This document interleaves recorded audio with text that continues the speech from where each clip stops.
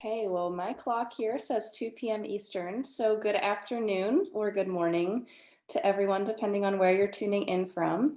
Welcome to the Aurora Institute webinar. My name is Natalie Slocum. I'm the Strategic Partnerships Director here at Aurora Institute, and we're so pleased that you chose to be with us all today. Before we get started and I turn it over to our esteemed colleagues here today, I've just a couple quick housekeeping items to go over. We welcome you to use the chat box to introduce yourself. We'd love to know who you are, where you're tuning in from, and maybe one hope that you have for this school year. And we also encourage you to use the chat box throughout the webinar. We love to hear your own insights and experiences and solutions. We bring a lot of strong expertise when we all come together, so please feel free to share that with us. We really do love a two-way dialogue there. And if you are on social media, please consider sharing what you're learning there as well, using hashtag Aurora 2020 and tagging us at Aurora Institute.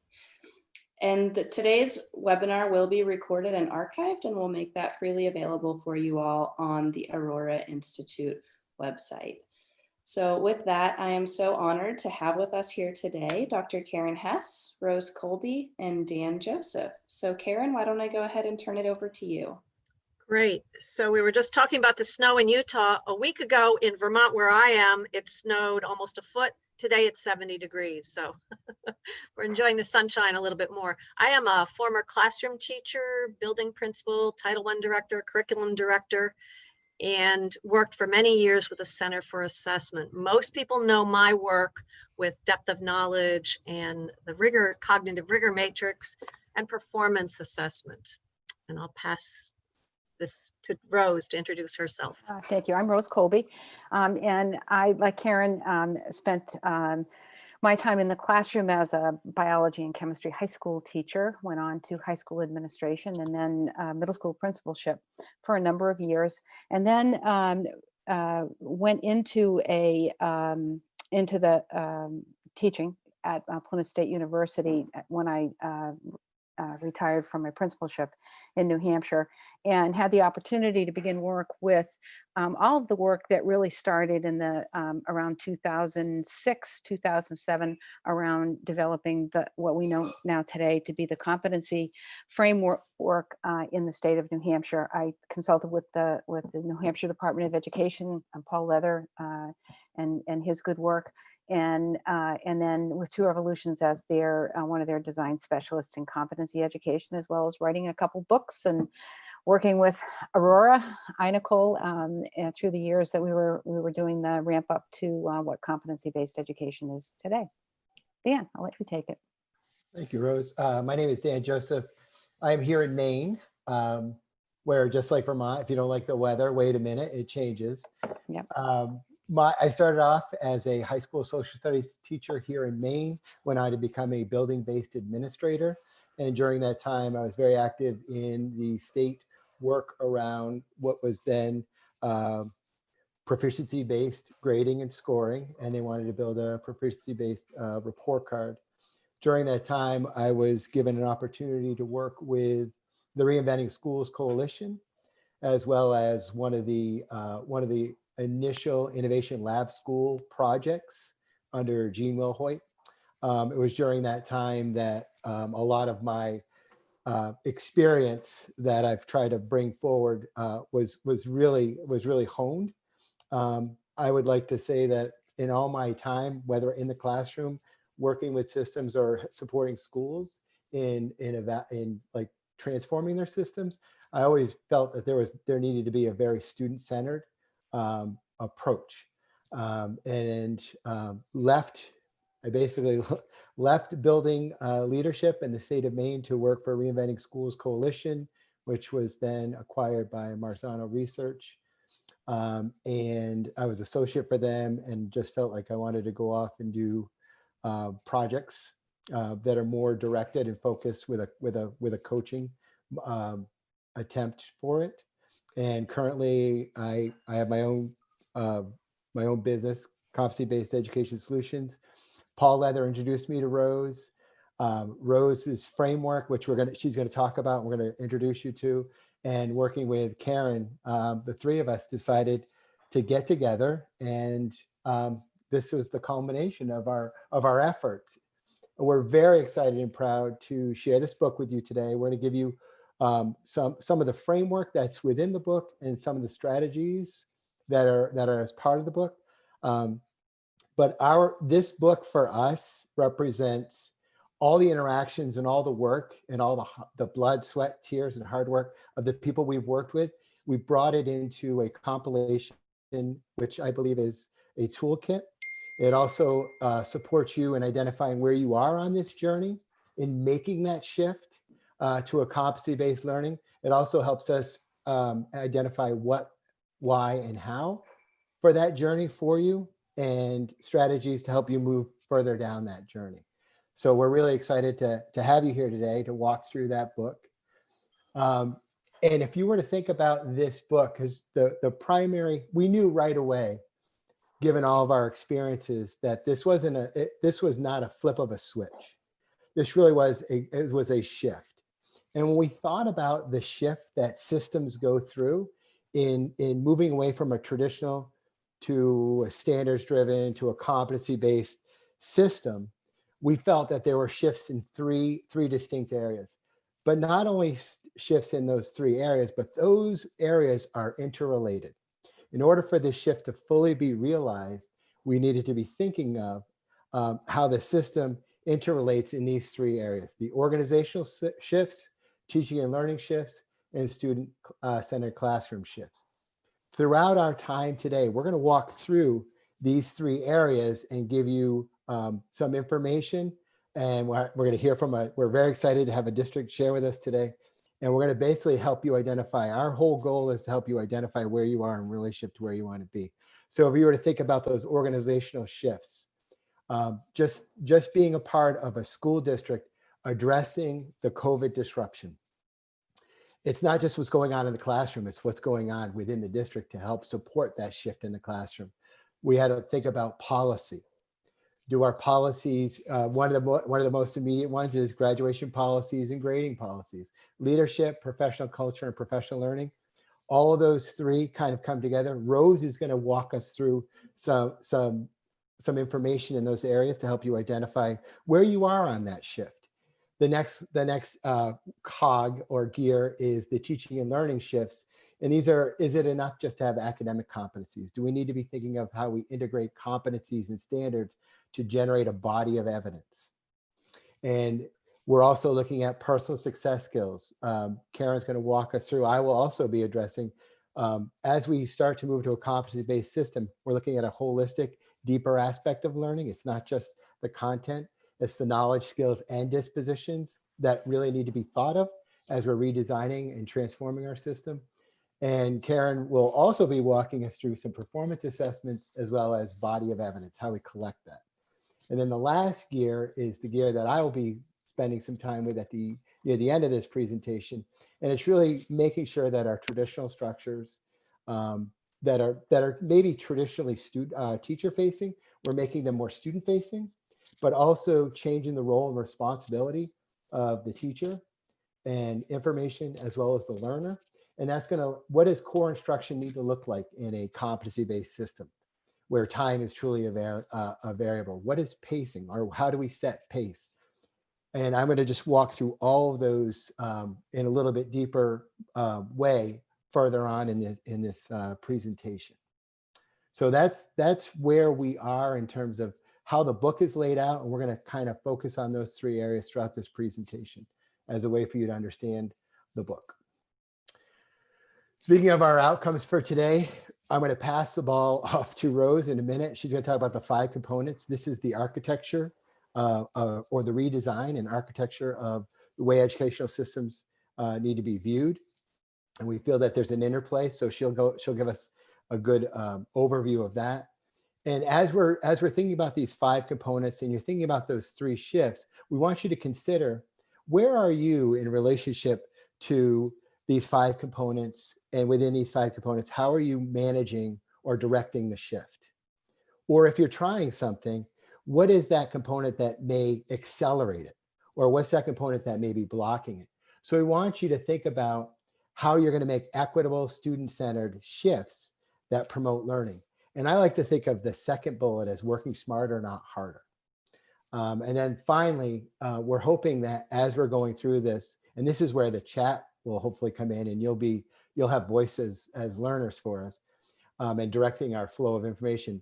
We want you to examine how your current framework is meeting those needs and looking at those opportunities, because everything should be driven around that viable, accessible opportunity for all students to learn. And when I say viable, I'm also thinking the system has to be able to support it.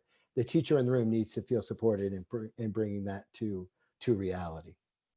So with that, I'm going to pass it over to Rose, who will walk through the 5 components. Thank you. One of the ways that I look at the shifts that Dan just explained is that it really, a shift would represent a number of different things that come together to move. All right, that's what makes the gears move.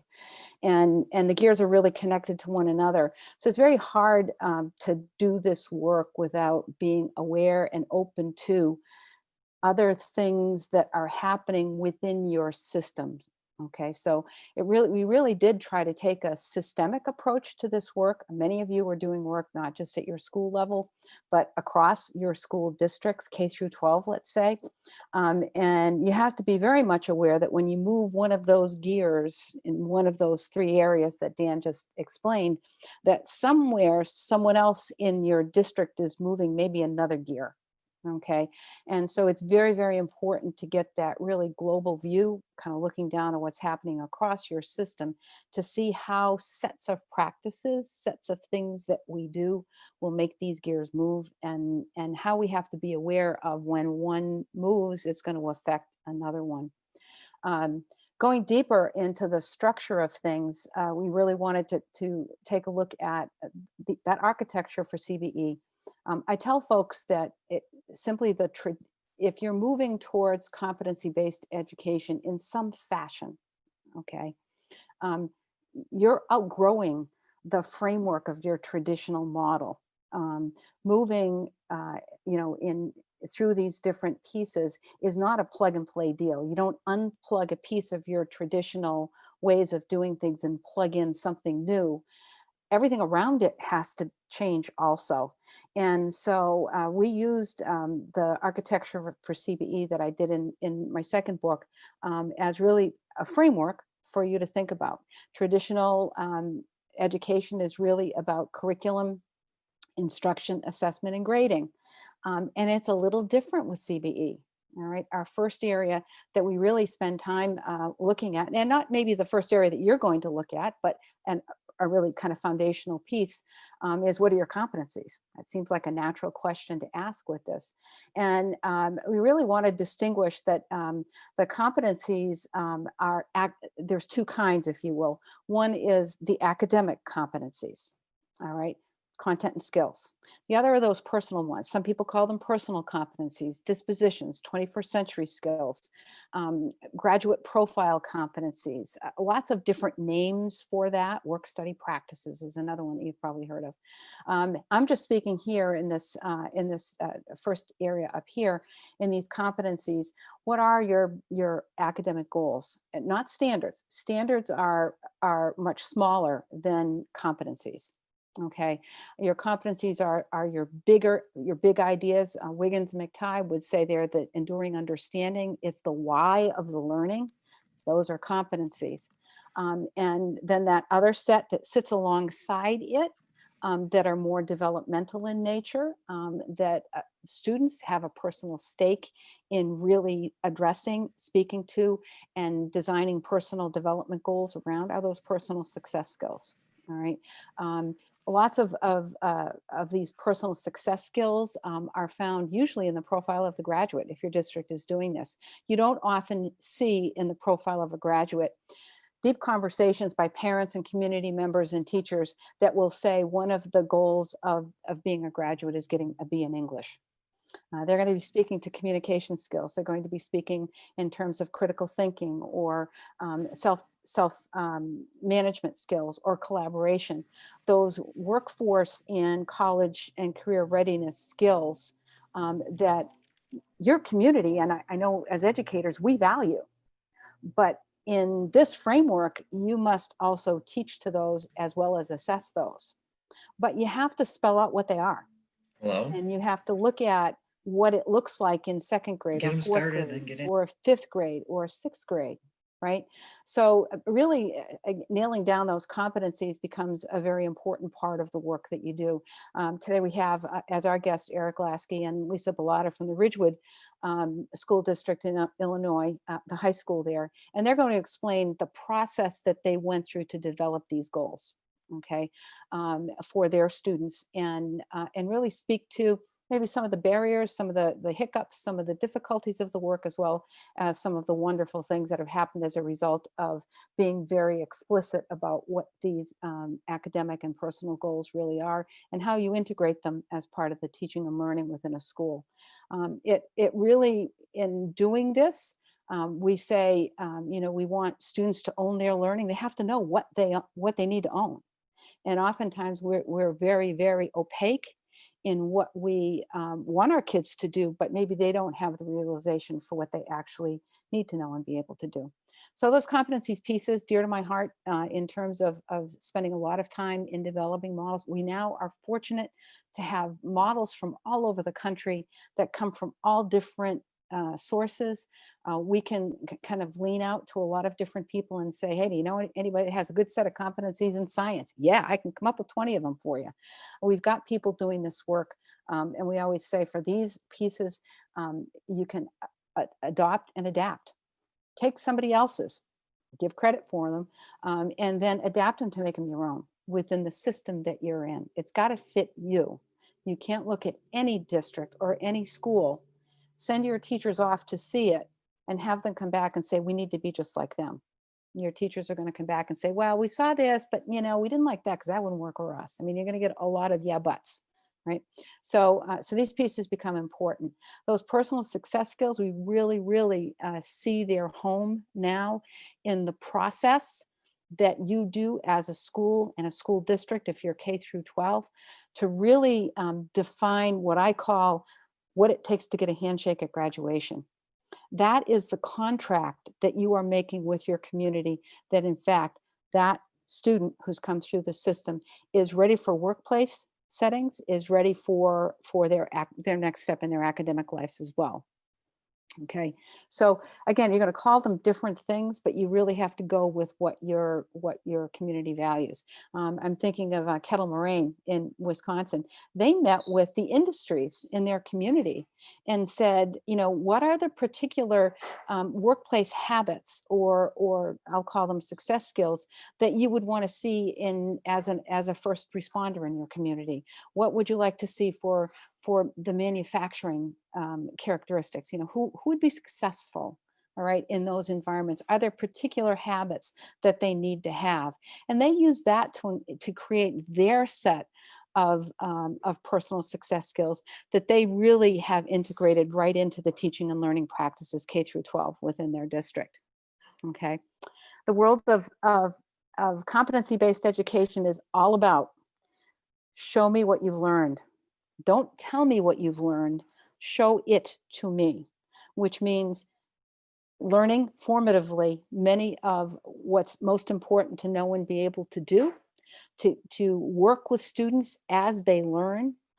If they have difficulty in learning, that's where it's time to look at pacing and say, this student needs to spend more time on this. Perhaps they didn't learn it earlier in the curriculum. Perhaps it was never presented to them by a teacher teaching a curriculum at a grade level. But we can't ask students to demonstrate learning unless we're very sure that they're secure in the learning, in what's most important, to apply that learning. And as soon as we say apply, it means using some of those critical thinking skills to problem solve with the knowledge that they have, given the situation, the task that you're asking them to do. And Karen's going to go into a lot of detail on the types of tasks and how do we gain a body of evidence from what the student is showing us along the way, that we can clearly evidence and communicate what the student has learned. That's our job, is to communicate that learning. And we must do it with a high degree of validity and reliability. And that brings us to the evidence-based grading. and this is like we always say, be careful, don't start with your grading system. I've talked 2 systems out of it this week because they contacted me and say, help me with my grading system. I'm like, wait a second, you don't even know what a performance task is. You can't do that yet. So don't change a grading system thinking that if you change the grading, everything else falls into place. The infrastructure for the work that you're doing in your district is really the competencies, the personal goals, and the tasks that you're asking them to do that you're going to gain evidence from. Okay, you have to have all of those pieces pretty well developed before you even think about, you have to grow into a new grading system is what I'm trying to tell you. And you have to debunk your traditional. You have got to get out the inequity out of your traditional grading system. If you just do that to start before you change it to anything else, you're well on your way to creating a really well integrated system. But a lot of our inequity in any traditional setting sits in that grading system that you may have. Finally, the learning pathways, and Dan's going to talk a lot about this, but the learning pathways are really, think about that graduate at the end of the road. Do you want to see that the pathways that they've chosen along the way speaks to their passions and their interests, their choices along the way, and their agency? When do they own that? When can we give them something to do and the students say, I'd like to show you that I know this by doing this? That's really is agency. Okay, and so those pathways can take a lot of different curves along the way. We want to see our students having community-based learning opportunities that are competency-based and where they're gaining credit for it. Okay, so this really creates those deeper, broader, and more sophisticated understandings over time. But how do you then create the system that supports that? And that is really going to shake out a lot that you have going within your district that you've never even questioned before, but is part of it. So Dan, if we can go to the next slide. I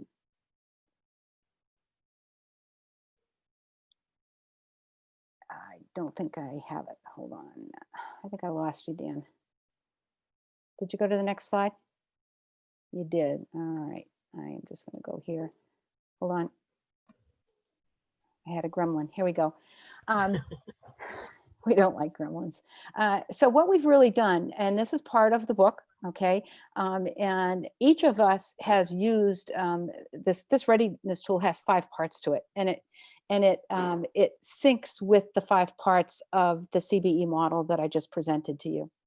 And what we did was we went into each one of the pieces of that architecture, and for each of the components, we drilled into it. Okay, and we drilled into it with the focus area of the shifts. All right, so the focus area of leadership, instruction and assessment, learner culture, and organizational structures. Okay, so for each one of those, what we have done, leading up to publishing the book, was we worked with our groups of teachers working in districts across the country, and fine-tuned these pieces. And really what we ask people to do is sit with each one of these tools. You can use it in isolation, or you can use it, as a whole series of work with teachers. We suggest that you do it one piece at a time. Okay, whatever you're concentrating on, start there. There's nothing magic about starting at competencies. If you want to start at performance assessment, start there. Start where you have work going on in your district that you can then optimize, okay, and grow. And so we really see the work as districts that are just starting into this. It gives you the opportunity to really examine where you're at and what defines that. Okay, see, I knew it wasn't me, Dan. Keep going. I got gremlins now too. I I'm sorry, know. Rose. I don't know why that just did that. I know. There we go. We're almost there. Keep going. I have That's right. no Oh, idea. There we back go. one. Back one. Just one. Back one. There we go. So as you see at the bottom with that arrow, we decided the easiest for us to do. Sometimes you see, 5-point rubrics for this stuff. And we say, no, this work is all developmental. And to make it easy for you, we look, what does a district that's been working with this for a number of years, 10 years, 15 years, what are they doing when they're fully implementing this? Okay, we drew from those examples. What does it look like if you're just starting to get into this work? And you may find that you may be initiating in instruction and assessment, but you really are more, and you've got things in place to implement at the structures level of what you do. This really gives you a fix of where you are to start the work. Okay, this is not one size fits all. You're very unique in who you are and what you need and what you want your next steps to be. So these are really self-assessment tools. No one does this work right and no one does it wrong. Okay, it's up to your collective professional body, okay, and your community to be very transparent in where you are. This work is important because what you'll do is you will really uncover a lot of misconceptions around some of this work. One of the typical things that I found is that you have some teachers who, let's say, may say that they're initiating, and other teachers will say that they're emerging. And then when you say, wait a second, you're all in the same district, you're all in the same school. How come you're saying initiating and you're saying emerging?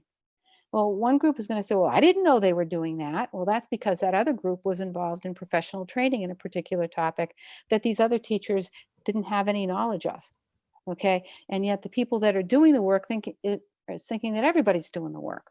So it really fleshes out some of the misconceptions that are going on, and it's time to find it when you're getting into this work. That's where you want to find that out. Okay, this is where you sometimes just have to pause and figure it out, right? So go to the next slide, Dan, and we'll look. Here are the 4 areas that we consider part of the organizational shifts. All right. And I'll give you some examples of each of these. But what we see these as when you go into a school or a district that's really implementing CBE, these are the things that you see, these are the things that you feel, and these are the things that you know are going on that supports competency-based education. The first is the policy level. Okay. And this one, you know, having been a principal, I tend to think of policy as really guiding practice, right? Well, you got to have the right policies in place. You don't want to go in and say to kids, you know, we're creating opportunities for you to work longer on a particular topic, okay, or do community-based learning if your school is not counting them as being present in the school for them to do community-based learning. You got a policy problem there. Okay, what are some of the other pieces that happen within policy that are barriers to your student? I'm going to talk about equity for a minute, but there's a lot of policy pieces there. A lot of them are in your grading system that you've really got to take care of. And you've got to come up with good communication systems with your boards, with your governance people to say, how are we going to handle these policy changes that have to come up to support what we want teachers to do. The thing that you don't want to do is to invest people in learning and doing good work, and then all of a sudden having a policy be in your way before you can implement it, and you have to wait 6 months before you can implement. Okay, you got to get all the gremlins out. You got to do the policy fights to support this work. Okay, and it really means that leadership, the role that leadership has within your school can change. We're very used to, in traditional settings, the hierarchy of traditional teaching and learning. You know, principal is at the top of the hierarchy, and then there's a kind of a feeding chain below it. Pardon my biological references, but that's who I am. That isn't the way this works. We need to have very much a distributive leadership to do this work. Ways in which we can raise folks up into leadership within our organizations, okay, and value their leadership. Sometimes it's for a short period of time, and sometimes that leadership is a permanent piece. Defining the roles within leadership to do the systemic shifts we talk about. Leadership becomes networked. All right, you can't say I've got an assistant principal that does discipline. That is not the way this works. Okay, you have to think about, and again, I'm a biology person, so I think about an ecosystem. and balance within an ecosystem, and how every part of an ecosystem is connected to another piece of it. You've got to figure out what's connected to what. Okay, you can't have your tech support or instructional support people out on their own island making choices about what software is best for teachers to teach with. That's not going to work for you, right? So the leadership piece becomes very different in that regard, as well as the relationship that the leadership within your district or school has with the community. And boy, are we finding that out with COVID, right? We're finding out that the role and the voice that parents have in how they want to structure learning for their kids to be very different than the parent relationships that we've had with oops, I've got a call, I got to get rid of this. The relationship that you've had with the PTO, right? So you've got to understand that your leadership is going to change, all right, as well. So that those are all pieces that we really do want you to think about. Dan, can you go to the next one? Okay. I'm using the equity to really speak to the professional culture within your school as well as the learning culture within your school. I think we have to think in terms of equity, not just for our students, but for our teachers also. Okay, so try to be broad-minded as I speak about equity. There's been a lot that really has come to the forefront in the last year to 18 months around the issue of equity. We really simplify it, and we speak a lot with more detail in the book. But the way I look at equity is that it's our duties as educators to ensure that each child is successful in their learning. Okay, and we really need to say, I put an asterisk after successful, because it's whatever it takes for that kid to be successful. Okay, and that means that every child must have equal access, must have equal opportunity, and must have pathways to success. All right, now that can get complicated. All right, I'll give you a couple of examples. I've worked with one high school where what they did is they had an alternative pathways program. This is a school that was fairly well vested in moving, it was a high school, moving their school along on the CBE pathway. And they truly believed that they wanted every child to be successful, okay, and to provide the supports for that.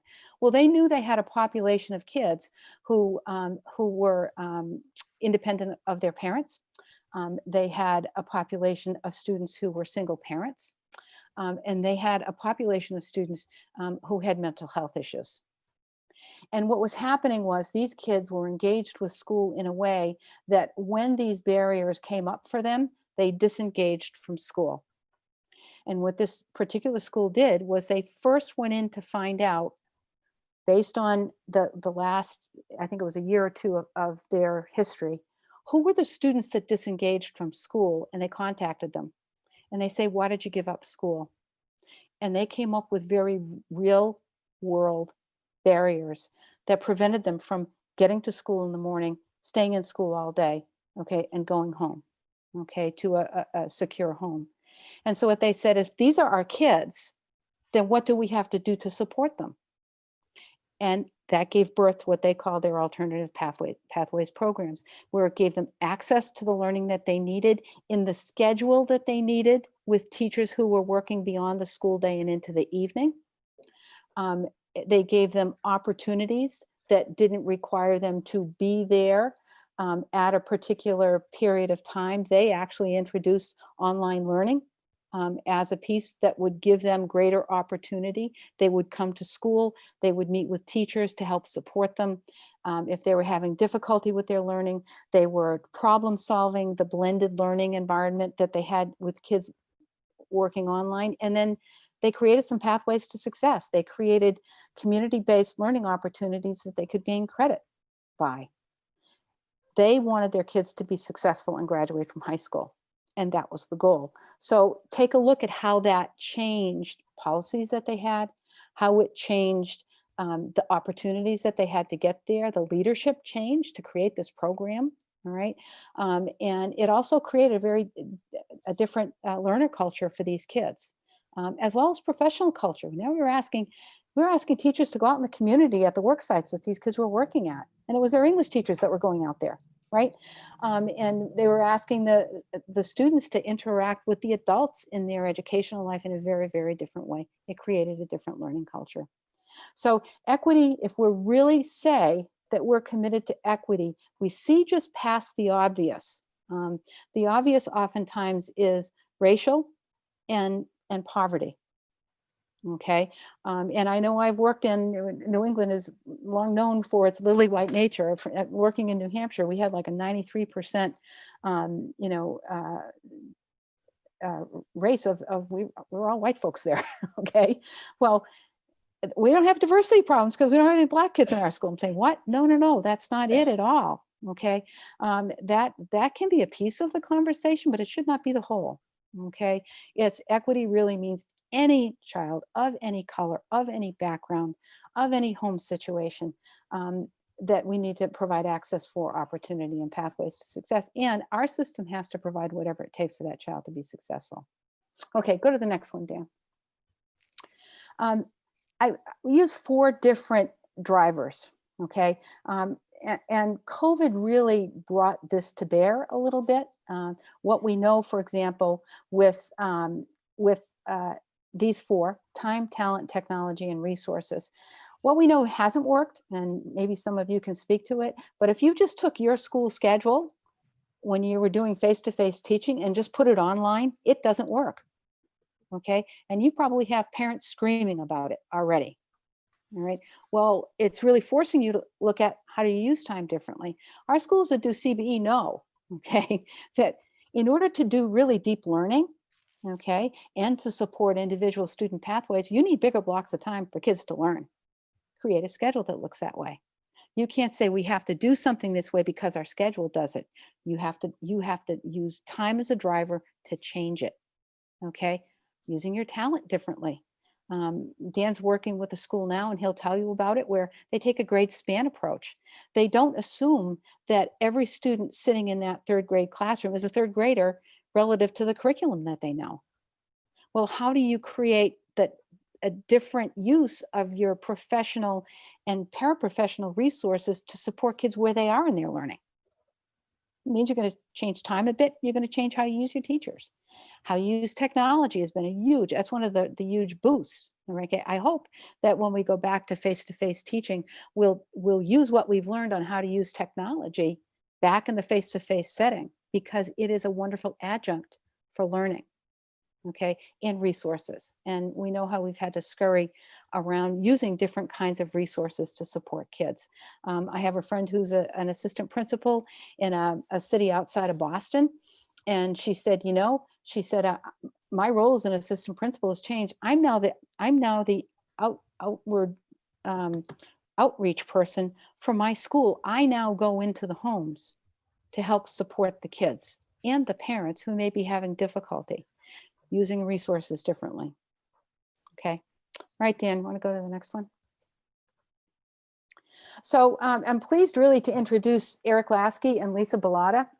Karen and I have both worked with Eric and Lisa. I've worked with them very closely over the last couple of years around how they've developed their competencies, and they have presented nationally at many different venues, including Aurora at the symposium. And I'd like to have both Eric and Lisa speak to this is a process piece. How do you go about doing this work? Okay, and Lisa and Eric, I'm going to turn it over to you folks. Thank you. So Richard wanted to shift away from learning in silos, and instead of what classes do kids need to take in order to graduate, we wanted to break it down into what are the skills, what are the competencies that we want every student to leave Ridgewood with that represented our portrait of a graduate. And this is something that we work with our community on. What do you want from a Ridgewood graduate? As you can see in our graduating competencies, we do represent knowledge, skills, and dispositions. If you look, the knowledge is the learning. We're not going to talk about English, math. We're going to talk about what are the skills we want them to learn in those classes. The skills are in our innovation. What are the things that we want every student to make sure they have when they go off that they can use to be successful in whatever career they go into. And then our dispositions, we created that as our life and career. Originally, we had more, but when we worked with Rose on our life and careers, we realized that some of them were not equitable. We could not objectively measure them, so therefore we could not include those in our competencies for the Ridgewood graduate. All of our freshmen this year use performance tasks, as we learned from Karen Hess. We should really measure, pound in that you need to use performance tasks to demonstrate learning. And we worked with our teachers the last 2 years, and now all of our summative assessments for our freshmen and sophomore are from performance tasks, so students can actually demonstrate their learning and show us where they are on their competencies. If you want to go on to the next slide, I'm going to shift it over to Lisa. Yeah, and we have to sit 6 feet apart, so I'm going to remove my mask and Eric's going to roll away from me. Again, our pandemic world. So Rose reminded us a couple slides ago to stop worrying about grading. And I'm not sure who all of our audience is, but you try telling that, Rose, to a group of teachers and parents, right? That shift is real and it is very difficult. And Rose taught us back in her first book, and when we did the first book study with her, that performance tests are where they at, and that's where you need to start. And we were lucky enough to work with Karen, and we were then lucky enough to bring that training back to our teachers to get them talking about performance tasks. But at some point, you needed to have grades and feedback. And what we did is we took, like he showed you on the graduation model, is we had to go through a feedback and an implementation process. And what I want to explain to you here is that feedback 3 years later is still not over. That feedback cycle started with our teachers. We used open sources with competencies. We had teachers in their departments work on the performance indicators along a continuum. Some people call them rubrics. We call them learning progressions. They worked with those departments, and then they implemented to the classroom. And we thought, okay, boom, we're done. No, because that's when the student feedback started coming. Well, wait a minute. Why am I scoring here? What am I missing? They started to use the language of the competencies, but we started to realize what we were lacking in our performance assessments from our students. So now we took them and we brought them to Rose for the first time and said, Rose, what are we doing wrong? Well, I'm not going to lie to you. She tore us up. She tore us totally apart. No. But I then didn't she do that. put us back together. And here's what she does. She gives us the guiding questions and she forces us, and we call it doing the dirty work or getting our hands dirty. But we came out with, mud smeared across our face on some of those sessions. But we did, Rose, we did. And we were forced to go back and talk to our teachers and then start the calibrating.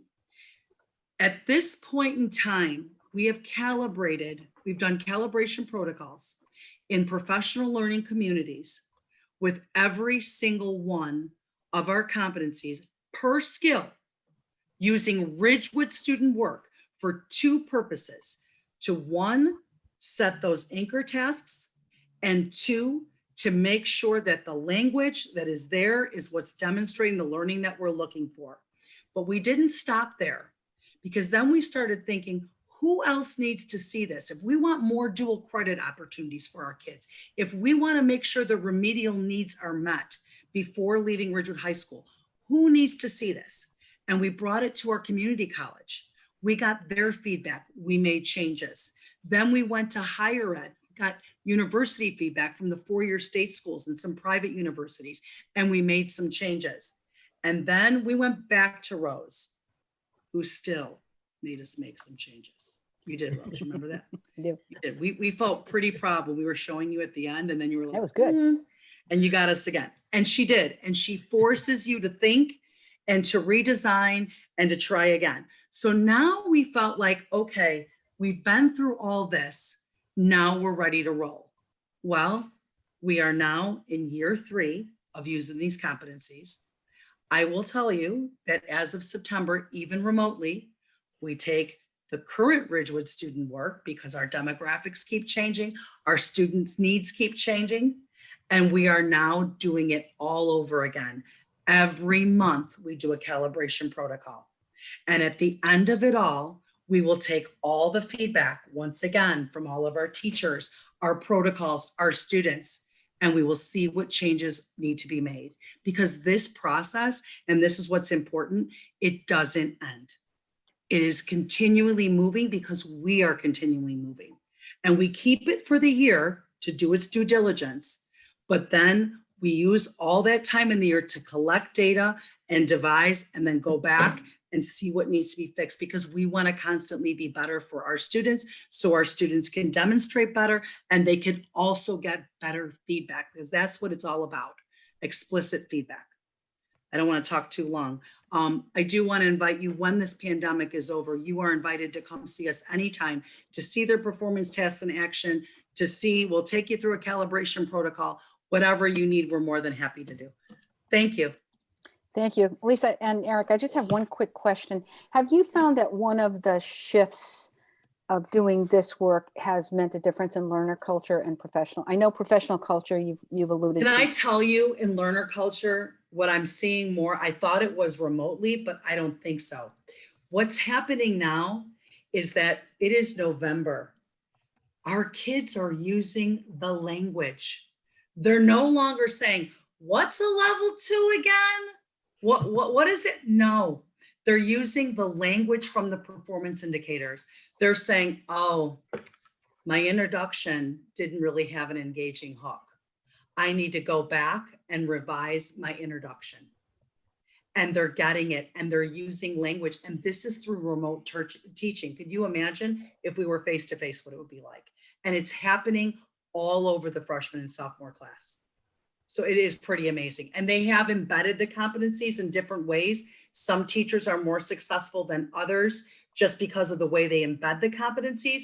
But the ones that do it, that UBD style or UDL style, Universal by Design, those seem like those are the kids that are most responsive to using the language. So yes, I do think it has impacted the learners immensely.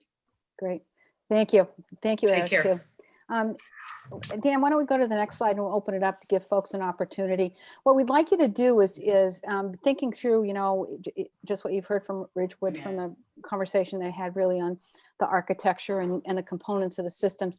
Do you see a logical entry point in your organization to address the systemic shifts to CBE? And what we'd like you to do is just think about that for a minute or two. You can submit your responses or questions in the chat. And what we'll do as you submit on chat, or you can actually, just open it up and ask a question if you'd like. We'll just take a couple of minutes, and whatever you put in the chat, we'll be sure that we address. We've got a question and answer session at the end also.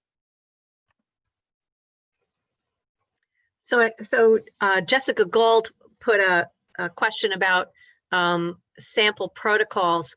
One of the things we've done in the book is we have 5 pit stops, and each of those pit stops has a protocol to validate how the competencies are written, to look at your assessments.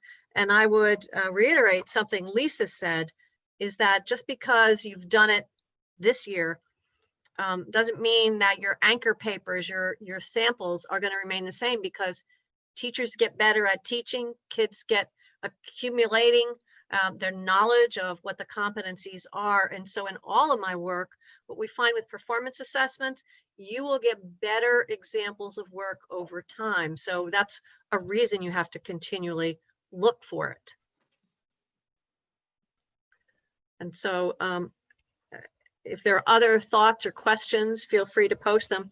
I will say that Eric and Lisa have an example in the book of how they reviewed their assessment policy, and they allowed us to include that as a school example in the book on policy development. Mm-hmm. Dan, maybe we can go on, and if people have questions, please feel free to post them. And now I'll stop watching the chat, and Rose and Dan will watch the chat and jump in. It's all yours, Karen. So the second focus area is this teaching and learning shifts. And as Rose said, we've got these academic competencies, but we've also got personal success skills competencies. So I would guess most people on this webinar have been talking about Profile of the Graduate. That really embodies some of these, a combination of these skills. But what we also know is you don't teach them in isolation, and you don't assess them in isolation. So you need to have clear, measurable descriptions so students know what the skills and concepts are. And you need to have a manageable number. So this is where competency-based differs from standards-based, because we all know, we all lived in standards-based buildings where you had 30 or 40 standards for each content area.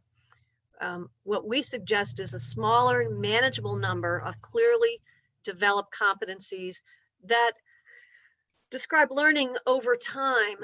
They're not different every year. You build on earlier learning. And then that leads us to talk about the kinds of performance assessments. They're not all performance tasks, and I'll go into a little detail about that.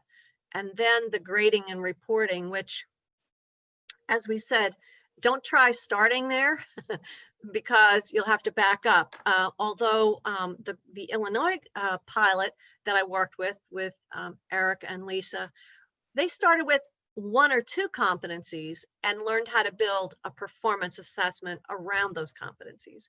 So it could be an iterative process if you feel like we don't have all of our competencies written, but to just get into a routine of using your professional learning communities is a good starting point.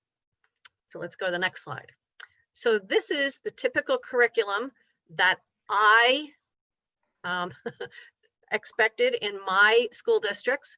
You have standards, you have a unit of study, you identify the standards being addressed, you give a test, then you go on to the next unit and the next unit. That works, but it doesn't work for competency-based. Go to the next slide. So the way we envision this is there is a progression. If you remember, Lisa said, we think of this as a learning progression. If we actually were honest and said, where are our learners? They're all along that progression. In my 15 years in the classroom, I always knew that there were kids who were above grade level, at grade level, below grade level on different subject areas. So if we started to use our assessments to find out where they are on the map, then we could provide appropriate scaffolding. Next slide. So now we think about what are the different types of assessments, all of which could be performance-based, but not all performance tasks. On the lower end, we have short cycle diagnostic tasks that are used every day in the classroom. But if they're aligned to that progression, we can figure out where kids are and what they need to move ahead. Then we move from there to the shorter tasks. I call these scrimmages, not games. The scrimmages, the short cycle tasks are the drills, but now we're moving up to the scrimmages. The scrimmages are shorter tasks. We want kids to learn how to maybe take notes, write an essay, do a presentation. But we give a lot of formative feedback on those. Then we move from there to more complex problem-based. Problem-based means I'm going to give you a problem to solve, such as a math performance task, or I want you to find the 2 solutions for this. If you're using project-based learning, you're kind of sliding a little bit above the problem-based, because a project-based has much more student input. There's a collaboration component in project-based learning that you might not have in a performance task. There is a launch and the opportunity for kids to create their driving questions. So the project-based falls somewhere along this continuum. And then a lot of schools do longer, maybe semester-long, extended learning opportunities, internships, community projects, and those are used more summatively. And then on the high end, you have the capstones. So if this is the continuum, now we want you to think about, well, how would you overlay your curriculum with this? How would you overlay a competency? How would you take a competency and decide how you're going to embed it in an assessment, and then scale it down so that you know what kids are ready to do? Do they have the prerequisite skills? And this is a piece that I've come to believe has been the missing link between competencies and assessments, is what we call a performance scale. If you can go to the next one, Dan. So performance scale, we call these performance scales because there's performance at all levels of the scale. The performance scale is not designed just to figure out if you're proficient. Some groups, some places will have, use the phrase proficiency scale, but we're saying take a competency, develop what a range of performances along a scale that increase in complexity that will guide the way you design assessments, the way you teach, building on earlier learning. Because they are task neutral, which is important, I can take one competency, develop a scale, and design multiple assessments to assess that competency. The scale is task neutral, and it guides different teachers in different classrooms, even in different schools, to use comparable, but perhaps not the same assessments. So it allows some flexibility. And the third is, now that we know where we're going with a competency, we know where the instruction is going, we know how to perhaps support learners along the way, now we can think about another way to approach grading. And we use the phrase evidence-based, not standards-based, because the standards are embedded in the competencies. So we're not tracking every standard. What we're saying, what evidence do we see? And Dan, if you could go back to the slide right before. So if all of the evidence we have is at that short cycle task, that's where a student is. We have to think about, well, what grade does that embody if students are still working on the foundational skills? And if they move up that scale to do more complex tasks, maybe that is the way they raise their grade. So as a career and technical education teacher in Concord said to his students, he said, you might be a rock star at the DOK 1 task, changing a tire, changing the oil, but that doesn't mean you can be the shop foreman. The shop foreman has skills that are at the higher level. And they, as they start to articulate how professions have these different levels, kids start to understand that getting an A on a shorter, less complex task was not the same as getting a grade or being proficient on a more complex task. Dan, you want to go ahead? 2 slides. So just to make a connection between the scale, the task, and how you might score it on a rubric, imagine that we have a performance scale, and these are written as I can statements, but I think you will notice that they become increasingly more complex. So gathering information to research a topic, analyzing the information, interpreting and communicating, and then reflecting on your learning, which we kind of feel is at the higher end because students have to be able to say, this is what I knew when I got started. These are the decisions I made along the way. Now we go over to the rubrics we might use. Well, we might have a rubric for using research skills. That might be embedded in with other skills like determining the accuracy of sources or analyzing the information. We might embed self-reflection in that rubric, or we might use a self-reflection rubric.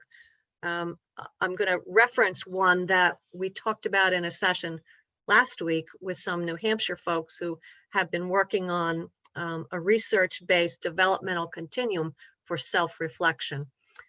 But I think you would agree, we could have a scale, we could use similar rubrics to score those tasks, but if I ask you, what's the task that goes in the middle, I'll bet everyone on this webinar could come up with some type of a performance task where students would have to gather information, analyze the sources they're using, interpret and communicate, and reflect on their learning. The topics could cut across many content areas and many grade levels. So the idea of starting with a scale and moving from that to say, now what is the task I want to give my students, and then build less complex to more complex tasks that align with how to gather information, how to analyze the accuracy, and even how to write a reflection. So let's go to the next one. So here's an example from that same group in Illinois. This is from Proviso East High School. They have in their school 3 pathways. They have an arts and communications pathway, business and human services, and a science, tech, engineering, a STEM pathway. And they wanted to use the same competency, using how do authors use rhetorical strategies in communication. And so at the lowest level of this performance scale, they had activities where students could either choose a product or choose a political issue or choose a debatable scientific issue. And no matter who their teacher was or what class they were in, they would begin by just annotating an example for the rhetorical strategies used, determining what the message was, then comparing 2 examples and giving feedback to each other using Flipgrid. Those were all formative types of assessments to build the knowledge base, even though the content-specific information changed. And this is sort of a collapsed version of this. There are a couple other steps along the way.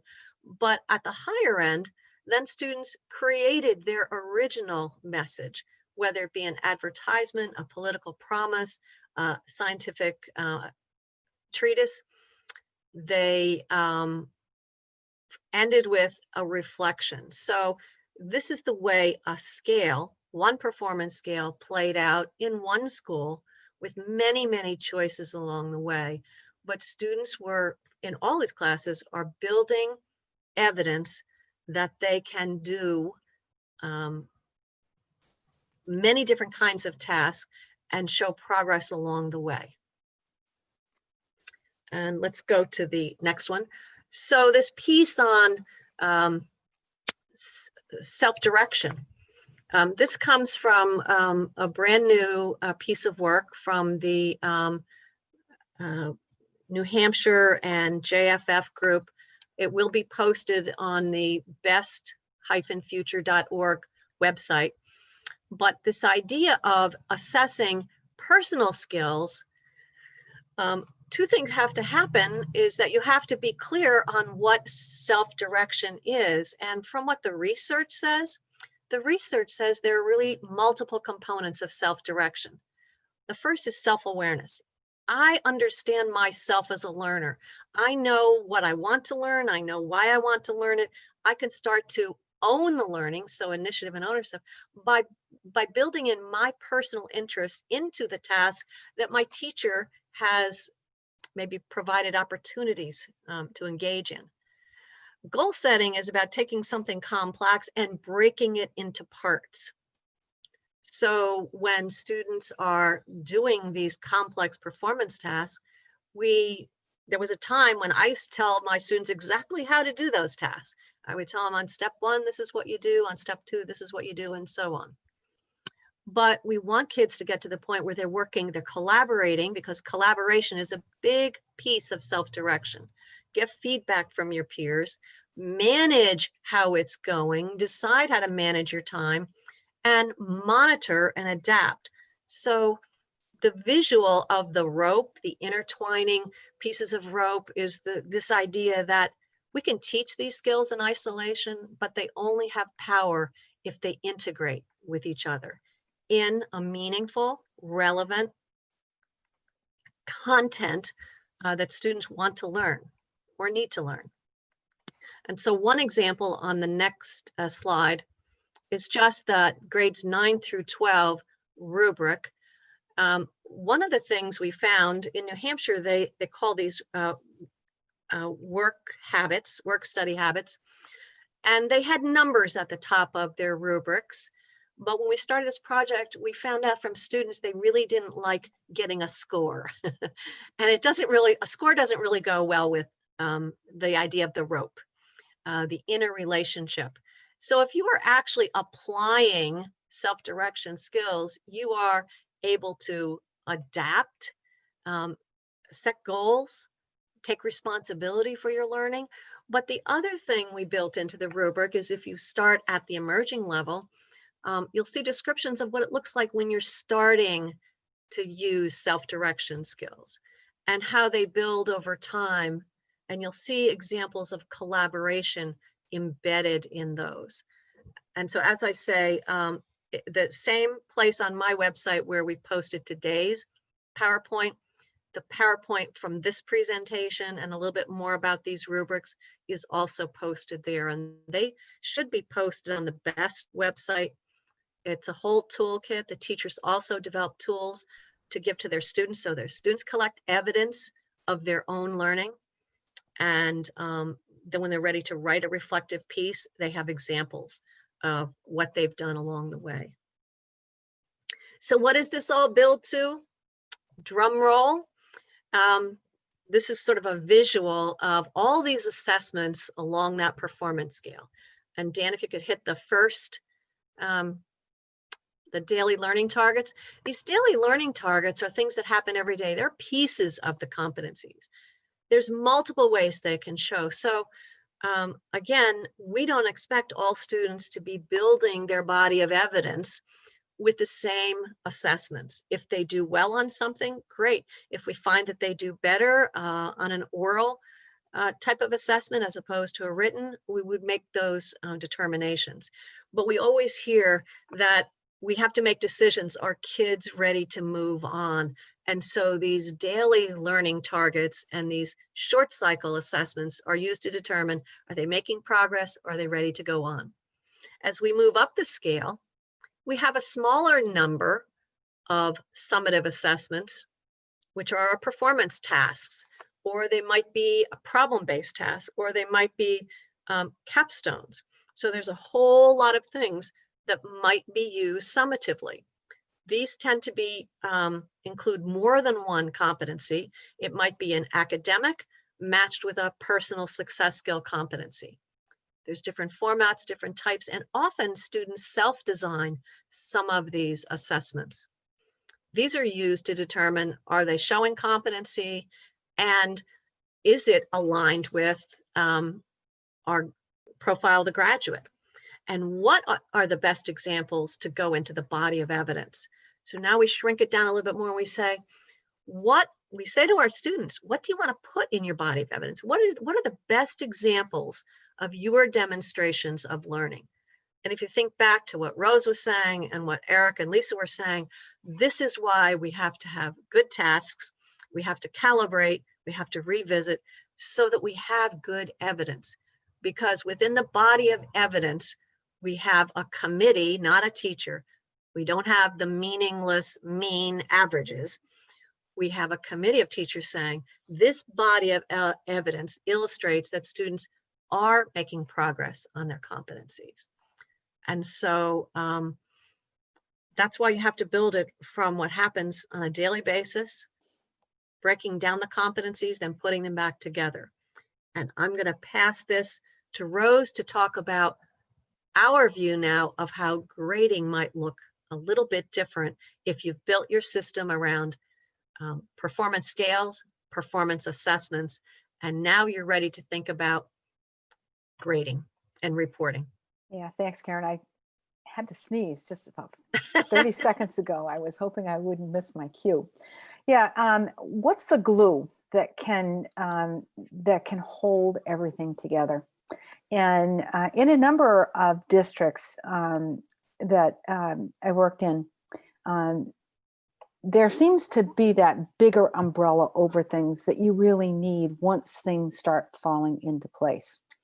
And so we use this, I use the term a holistic proficiency scale.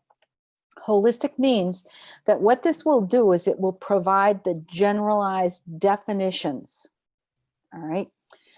Meaning that it doesn't make any difference whether you have a second grader, a fourth grader, a sixth grader, an eighth grader, 10th grader, a 12th grader.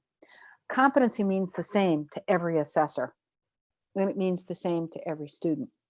And if you read the definition of that's there with competent, it falls in place under the DOK, depth of knowledge, where the student must be demonstrating depth of knowledge 3.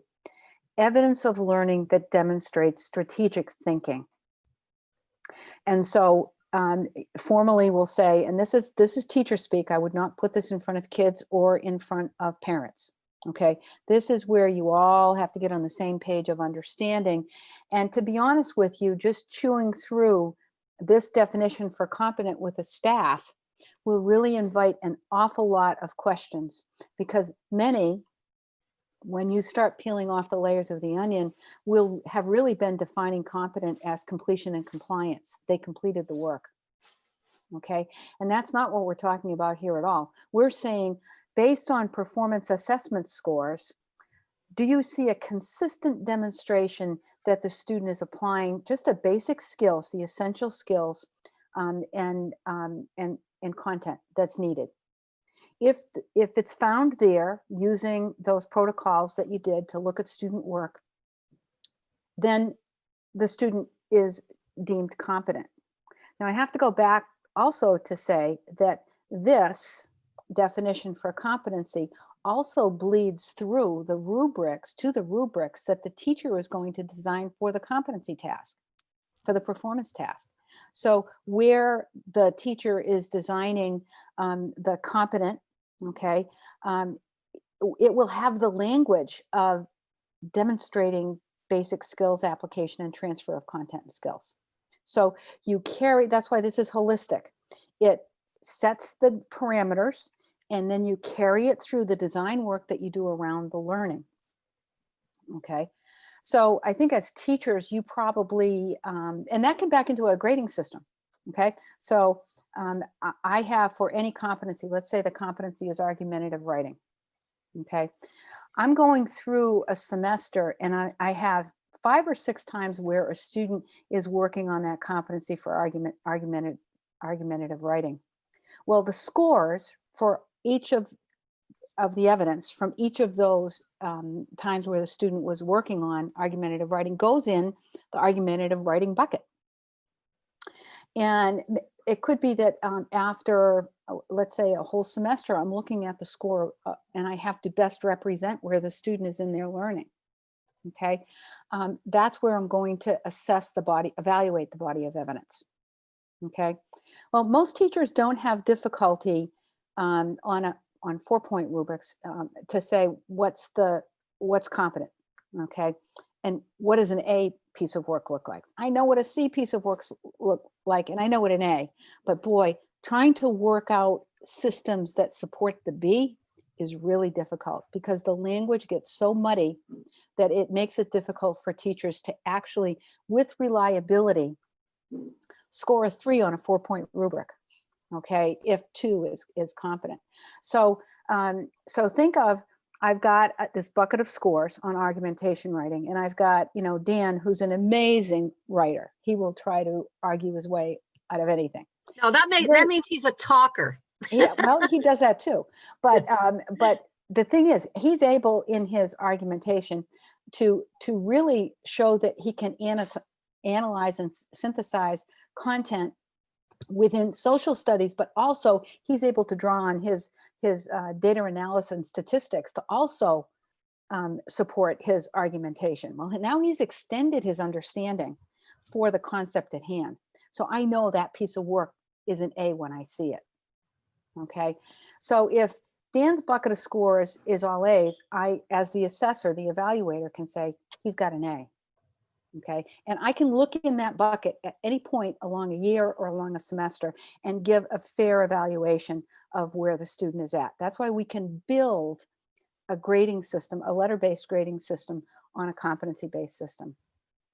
The B, it becomes really interesting, because what if Karen is brilliant, okay, at the end of the semester, and is really showing she's really stretching her learning and bringing in a lot of different concepts as part of her argumentation writing. But at the beginning of the semester, she was scoring competent on a number of different pieces of evidence. Well, I'd say she's got a mixed bag there. She's got some A's and some C's.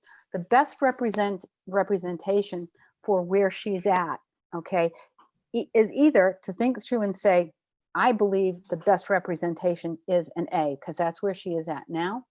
Or maybe that it wasn't C's at the beginning and A's at the end. Maybe it was just a consistent mix of A's and C's throughout the semester.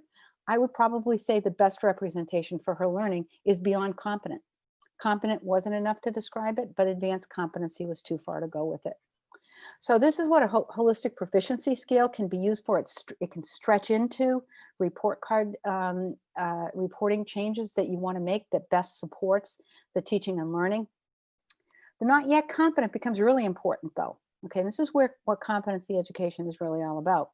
It means that there isn't enough evidence, either the scores are inconsistent or there's a lot of errors. A student can do something one day, can't do it the next.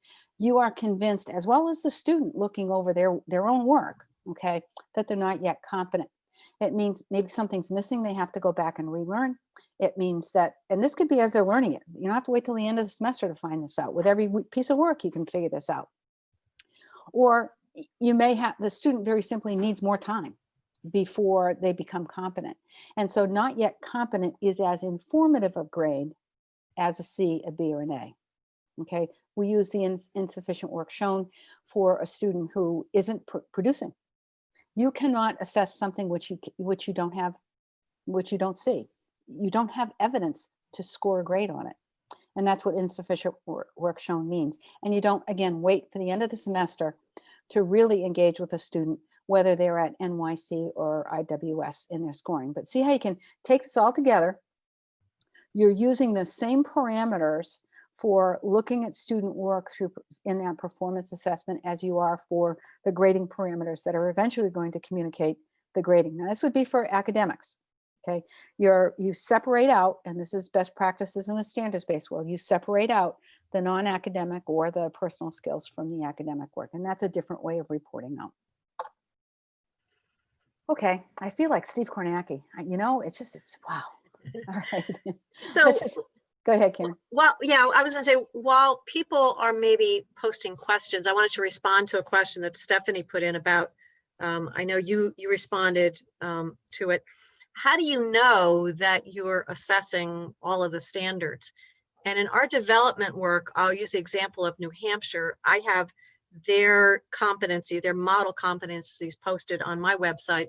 But as we came up with this competency statement, we would move from the competency statement, we would build out I can statements from that, which was a list really of the discrete skills collectively that students would be able to demonstrate, and then they were all aligned to standards. So if you see what their templates look like, the standards are at the bottom and you'll see multiple standards that align to the same competency.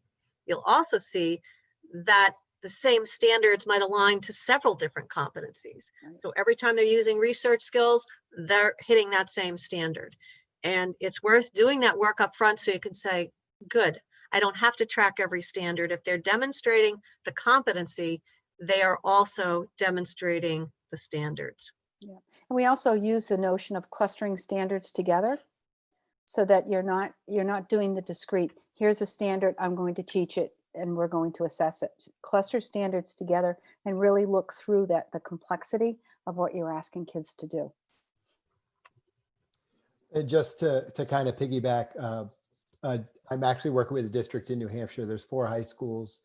They have overarching competencies, but they're trying to literally address the question on how do we make sure the Manchester academic standards, next generation science standards, as well as they're adopting C3 standards. So we really looked at course level competencies, which are really those higher level skills where you think about the core science practices or the core mathematical practices, where those course level, or the arc of inquiry, where the course level, the content level competencies, then they use the standards to build out those course level competencies. And we're right now at the point where we're doing a competency tracker. So under each one of those content level competencies, we have the standards underneath, and they're putting their courses across it, which is doing a gap analysis, but it's also how they want to make sure that you provide multiple pathways for a student to demonstrate that level of competency, which is the body of evidence to validate the portrait of the graduate. So think of them also as a hierarchy, and those standards themselves are where the rubber hits the road in terms of the performances students are going to be asked to do to generate evidence of learning that inform that upper level of competency. but I'd be more than happy to share the workspace that we've built for this. And that workspace will also turn into how they're going to do a skeletal report card, scoring and reporting. It's also going to be how they're going to do their course catalog. So that students aren't necessarily just picking a course, but they're understanding how that course is going to bring them into those variety of competencies they need to demonstrate for graduation. So. Then, We actually have a couple of good Yep. questions here. One is about the external communication. And every school we've worked with has done it in a different way. I mentioned the Concord Regional Career and Technical Center. They actually created wall posters to articulate the career ladders that they're helping kids work towards.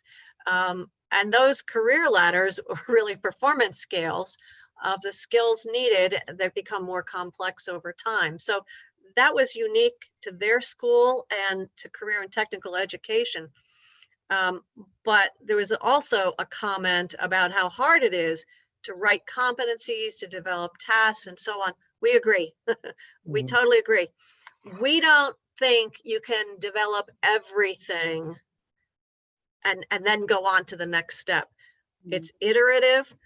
As I said, with Eric's pilot group in Illinois, they had a couple of competencies. They developed some performance tests. They went back and built out more competencies. And after they got pretty good at that, then they started to see a system emerge. So there are lots of examples. We've tried to provide models and examples, and there's an appendix in the book that has websites that you can go to find good examples of performance tasks. So I just wanted to mention it is hard work, but if you're starting now, you've got a lot of people who've gone before you, and we're always happy to share where to find those sources. Yeah, I wanted to address Stephanie Wood's comment too. I think we're living at a really perfect time to forget about the state tests. And that's been, I think, one of the things that I've heard as feedback from the schools that I've worked with is that finally we don't have to think about the state test, because that hasn't been part of it, for this last year, and possibly, in all likelihood for this year also. So you can tamp down that angst in teachers and just say, this is a great time to learn more and be able to change to accommodate what students need, even in those hybrid learning environments. The issue of to me, this is why the name of our book is Deeper CBE, because it is those cross-cutting skills that deepen the learning. All of our learning science research tells us that. We should have been teaching them a long time ago, right? They're very developmental in nature, and the student really has to go through with the teacher and consider their own personal goals around each of these areas. And we're very fortunate because we have lots of things out there, and Karen has been part of that work, and there's stuff going on. I mean, High Tech High, New Tech High, all these places have got amazing pieces to help teachers with this. These aren't skills that teachers teach. These are skills that students learn by doing the work. I'm going to say it again. These aren't skills that teachers teach. It's the skills that teachers learn by doing the work, and the teacher is coaching and facilitating them. So you got to take the burden of, oh my God, I got to teach this too, off their plate. And I also Dan? think, Rose, you're talking the leadership side of it. I also think there's the professional learning side of it. Yep. As we talk about that first shift, I'm just thinking back to conversations I've had with one of the high schools that has a tech center attached to it. And we just because you talked about it's scary, but if you were to go back to what Karen talked about as those task neutral performance assessments. Yep. Literally having a physics teacher talk to a manufacturing teacher turned into let's build a plane. The performance was there, but then they started to realize as they're doing this, sometimes it's just a matter of, and this is where the universal design for learning comes in, is it's amazing for somebody to sit down or just somebody who's doing carpentry. I just have them sit there and say, what does it take for a kid to build a shed? And they start to realize the personal success skills, as well as the math skills. And they start to realize that They don't necessarily have to be an expert in math, but they definitely have to acknowledge that that is a skill being applied here. And you bring them with a math teacher. Conversely, I will walk into a welding class and the guy is sitting, all the kids are in rows. He's got a lab right over there. He's trying to get them to do fractions in a classroom setting. And I said, they tried that over there. Can we do it in an applied way? And literally, it is just putting these people together and giving them that framework. And the framework for me is give them the standards. And then then the training comes in. Then you bring in our book, chapter 3, and it gives them the protocols and the processes to develop these performance assessments. Sometimes it's just giving them that opportunity to be together and plan together. That I have found has worked well in high schools that I've been working with to make this shift.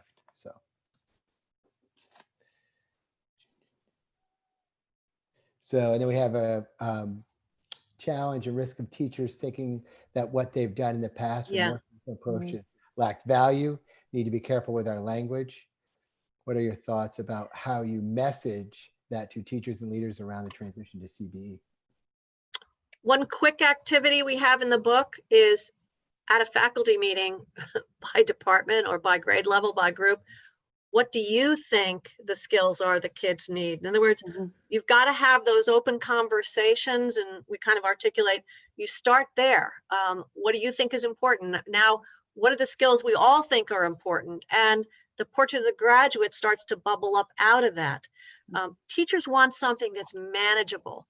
And what I find is they don't argue so much about competency-based system, but they want it manageable and they don't want to have to start from scratch. So the more they can see the pieces of what they're doing could be better, could engage all students as opposed to some students, that's what will allow them to feel they have ownership. Yeah, I think exactly, Karen. And I think another role for leaders within the schools is to create the non-threatening environments for their teachers to do this work. Yeah. And to really create the understanding that ambiguity doesn't lead to perfection. This isn't the perfect world. You're not going to, and give this work for them to own and to support it. And I think you really have to hold there are some administrators who don't work well with ambiguity. They just want the task done and get it done by such a date. This isn't that kind of work. So I really, my best advice is to really, for school leaders who are front facing with teachers and doing this work, they have to think about their own leadership style and their own beliefs that teachers can do this work, given the tools and the knowledge and the experiences to build it. And it has to be built in its own time, and that doesn't mean, okay, we'll get it done at some point in time. You've got to create the framework for the work. The faculty may feel that they have an area that they want to go into in first. How can I help you? How can I support this? Okay, what's the best way for us to learn it and share it amongst ourselves? Really giving ownership, because in a lot of professional learning, what we've found out from a lot of research around how teachers have been doing their work for generations, they feel that they're doing the work because the principals and the administrators are telling them that they have to do it. So it's a huge professional culture change. And also, I think going back to something Rose showed you earlier, is just the scales, the readiness scales. Yeah. Just roll one or two of them out and have a conversation. Because I also think that sometimes people just need to know where they are in a bigger picture. Right. And I think that tool helps guide that conversation in a non-threatening way. It's just, this is where we are. And then we can create collective goals to move further down. Yeah. You kind of speak to the comment of, we've got to really encourage our teachers to be learners. Right. And I mean, we're the ones that we didn't know how to do this. We learned it by working with teachers, right? And saying, where do we need to go to best support learning, to meeting students where they are? What do we create? How do we do this, right? And so, yes, being the learners, but you don't have the answers. ahead of time. That's what learning is for. And to invite that and support teachers in doing that, it's a wonderful experience.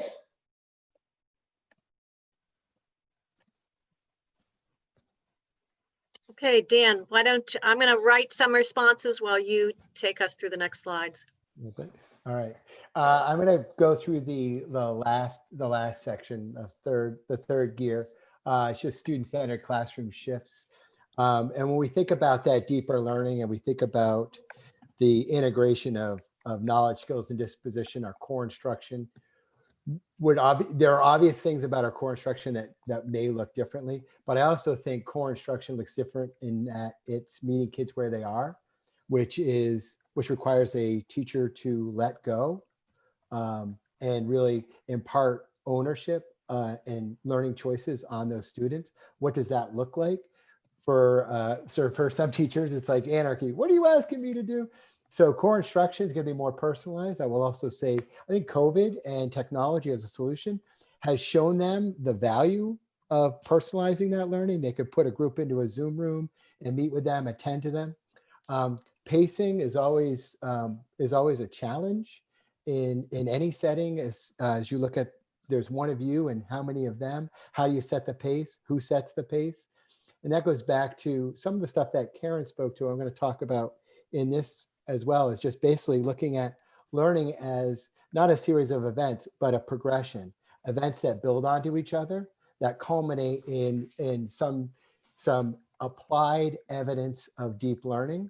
And when we can figure out what those steps look like and give teachers tools to target instruction, to accelerate learning, or to provide independent or collaborative learning experiences without the teacher, pacing tends to take care of itself, which requires the teacher to come to a place where kids can learn when I'm not talking. I know it sounds, but sometimes that's that letting go. And I think assessment and feedback need to be thought together. Assessment should be not something we do to a student. It should be something we do with a student. And assessment can be given in a form of a feedback in relationship to a goal, activating a strategy, creating action to gain more feedback. And that gives you a sense of movement and traction, which we know is a driver for intrinsic motivation, given Daniel Pink's drive. Student-centered learning is pretty self-explanatory, but once again, it's that letting go. And that student-centered learning is going to be based on appropriate level of challenge, student self-efficacy in terms of the task at hand and its relationship with that learning. Why do I need to learn this? So a lot of those are really going to be addressed in a competency-based design, because we're not asking for completion and compliance. We're asking for demonstrations of learning. Students in sports and equity. When we talk about pathways, I think supports and equity are very, very relevant and can be addressed with the right system. For example, one of the elementary schools I've worked with, actually two of the elementary schools I've worked with in New Hampshire, they had already built grade level pathways. We had completed that and they were working through them last year. And the level of clarity we had, it was somebody was saying that their kids could speak the language. We were seeing that, but also during PLCs, we were giving the teachers were getting targeted data points. They could literally say this student is responding to instruction or not responding to instruction, and what do I need to do for the student who isn't? It was very, very targeted and strategic. COVID hit, and we started to notice, for whatever reasons, some students were attending, some students could not. At the end of the year, our PLCs, they came up with and Rose mentioned this, they came up with the solution. They said our system can respond to this, and they created integrated grade level pathways. So instead of a first grade, second grade, third grade, fourth grade, they had a 1, 2, a 2, 3, and a 3, 4. Because they acknowledged that these students, that kiddo who just finished second grade, even without the COVID, it's not necessarily ready for third grade. So how do we revamp our system so that we're meeting the needs of the students? And to me, that's another example of how when you're designing with equity and you're designing with competencies and and you're using those skills and those standards as points of evidence, that you really can be versatile. You can be responsive. Body of evidence is basically, to me, when we're going to talk about that student-centered culture, that body of evidence is where they find their celebrations. And they understand where they are in relationship to where they need to be. And I think that can be done in a way that is engaging and motivating for students. And then classroom culture and engagement. I would say the biggest part of that is expecting students to lead their own learning, giving them the tools to do so, giving them feedback to promote that engagement, and continue to monitor and measure, but having that student be a part of that process, not something that happens to them. And we'll go a little bit deeper in that in these next couple slides. I show this slide because these are the key indicators, Hattie indicators. These are value-added strategies that are measured and monitored and applied throughout our book, which tells me, and I hope it would show you, that you can't have a competency-based transition without understanding the clarity of learning and the ownership of learning that needs to shift. It's not enough for the teacher to really know they're learning. They need to, or that vision or that pathway to learning, they need to impart that clarity on that student. So if I were to go through these, students' ability to engage in tasks, student use of self-reflection, you can start to see the personal success skills, students using strategy for monitoring, metacognitive strategy, all of those tend to activate the self system. They also require a level of transparency on the part of the teacher. And when those are in place, I think that conversation of letting go is more apt to take place. And then we have, I'm just going to not read them all to you, but teacher clarity when setting expectation and designing learning activities. Just getting into those standards and understanding what those standards ask and putting them into a performance scale and using that performance scale to guide your instruction and applying formative assessments with feedback to the learner. Those activities are the engine, I believe, of personalized competency-based education. I'm going to talk about those. I'm going to talk about some of those in a little bit. Well, I'm going to talk about them right now. Because I go last and they leave me a little bit of time. You're lucky. So basically, what fuels learning? This is kind of a compilation of that, of Hattie. I think this is where Hattie and Daniel Pink kind of intersect for me. And I usually would show this to teachers and ask them, rate yourself 1 to 4 on each one of these bubbles. And then you can start to think about where is there room for you to grow. The first one is cognitive strategies. Typically, that is what we've talked about, is understanding rigor, understanding what the student is being asked to do with that information, and being very skilled in presenting that information in a way that enables that student to demonstrate that use of knowledge, but also being able to give feedback on it. And that's what we call a learning progression. So if you've got cognitive strategies, you've parted on the kids, that's an example for you right there. Metacognitive strategies, and this is one where I think teachers always feel they have room to grow, but it's basically planning, monitoring, and regulating the learning process. We know that if you give a student an answer, it's not as valuable a learning experience as if the student can do error analysis. And we know metacognition, if you use Bloom's new taxonomy, basically those learning objectives that are up, that's level 5 and 6 that activate the self system. There's where value is there. But the students have to have that resiliency. They have to be able to engage in that process and understand their thinking. It's also another thing that Karen talks about with the performance is we want them to use that information to demonstrate its use. So the metacognitive strategies are very key for that deeper learning and that sense of self-efficacy for that student, which brings us to the motivational strategies. When you think about efficacy and regulation, this is where I think feedback, and I'm going to go the next couple slides, I'm going to talk a little bit more about feedback. If a student has just right work and they find success in it, they're more apt to see themselves as a learner. If you give them a task that's too hard or too easy, they may get frustrated, or they may not see themselves as a learner, or they may question the learning process or that learning event. So what we want to make sure is that they understand what's being asked of them, the task is appropriate to them, and they get value-added feedback. Once again, it's here's my progression. That student needs to know where they are in relationship to where they need to be. If they apply any time, effort, or energy into their learning and they move forward, they're motivated. If they continue to just work hard, and then at the end of the learning cycle, they get a test and they just went here, they're like, wow, I did all that work and I didn't go as far as I thought. So that's that transparency and that rigorous progression. And then the management strategies, which I think are probably the most pertinent right now for the COVID disruption that we have right now, is if we want students to be engaged and want them to be leaders of their own learning, we need to disassociate these codependent relationships. The student who keeps coming in without the pencil, you got to bring a pencil, you give it to them. That's like the most basic. But the other one is, are you ready for this test? Have you studied? Are you taking notes? What do you need to do to put yourself in the best place to be a learner? And that's really those management strategies. And all of these are played out in these three boxes.